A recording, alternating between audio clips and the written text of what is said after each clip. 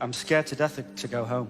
I don't want to be in the situation to have to go home and say to my daughter, Daddy's not going to be living here anymore. Me and my wife had a big fight, which we still haven't resolved. I spoke to my daughter as well. My daughter's 5.5 years old. She said, "Oh, miss you, Daddy." I said, "Oh, miss you too, darling. Really love you." And then said, "Can I speak to Mummy?" I said, "Oh, miss you." She goes, "Oh." I said, "You miss me?" "I've been really busy. I want to be with my wife. I love my wife. But we don't have that many things in common. We've got a lot of different things that we value and that we're interested in." What's changed? I'm working even harder than I'm doing, really early mornings to late nights. I've got outside interests as well, which she doesn't like. What are your outside interests? I play in a band.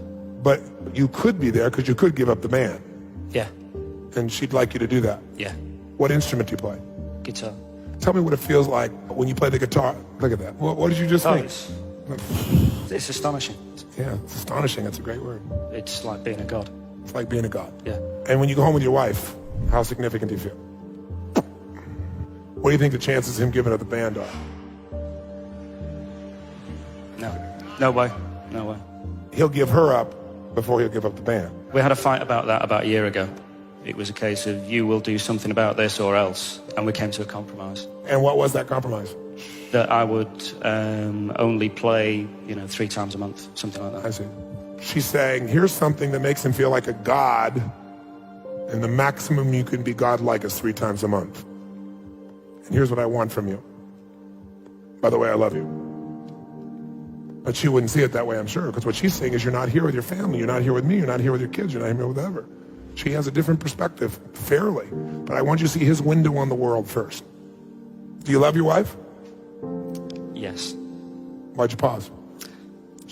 I'm questioning it. The reason he's questioning it is because he's not fulfilled there. So if I'm not fulfilled, how could I love her? And if she doesn't want me to be completely fulfilled, how can I love her? And even if I love her, I don't want to believe I love her because then I'm trapped. How far off am I? Bang on. Well, if I asked your wife, what's her name? Andrea. If I asked Andrea, score Neil for me, how significant does he make you feel? Let's do that. I want to switch hats. You're in her body right now. Mm-hmm. And I'm asking you, Andrea, tell me about Neil over there. How significant does he make you feel, 0 to 10? When he leaves, never comes home, makes the band more important than you are. He knows how you hate that rock music and he wants to go play it anyway. Maybe a 3. 3. Does he love you? Yes. He does. How loved do you feel, though, these days, 0 to 10 by him? 3. 3. And how certain are you that he's going to stay and love you? 8 or 9. 8 or 9. How certain do you feel, though, in moments about that? I think an 8. You're thinking as yourself right now. How many ladies agree with me? Raise your hand. This is where you're deluded. How much variety does he bring home to you? Surprise, desires, playfulness you don't expect, to serve you, to light you up. 0 to 10. 5. 5. How much you guys growing together? None. 0? 0. How much do you feel like he's trying to contribute to you? From your perspective, Andrea. Probably a 0. So here's a man who wants to contribute nothing to you. On a 0 to 10 thinks you're a 3 in importance. On a 0 to 10 thinks you're a 3 of love. Give you a 5 of variety, but he's sticking around at an 8. What would you want to do to him, Neil, if you were her? Change him or get rid of him. Well, you're thinking like a man with a get rid of him part. He is the father of your daughter. Are you really going to just get rid of him? No idea. Yes, you do. Is he the source of your security financially? Yes. Are you going to get rid of him? He's No. the father of your daughter, and he's the source of your survival. Are you going to get rid of him? No. No. What are you going to do when you feel insignificant and unloved and uncontributed to and not growing with? What are you going to do? Make him change. Make him change. You're right. How are you going to do that? What tools do you have in your arsenal? Make him stay at home more often. How are you going to make him stay at home? Give him an ultimatum.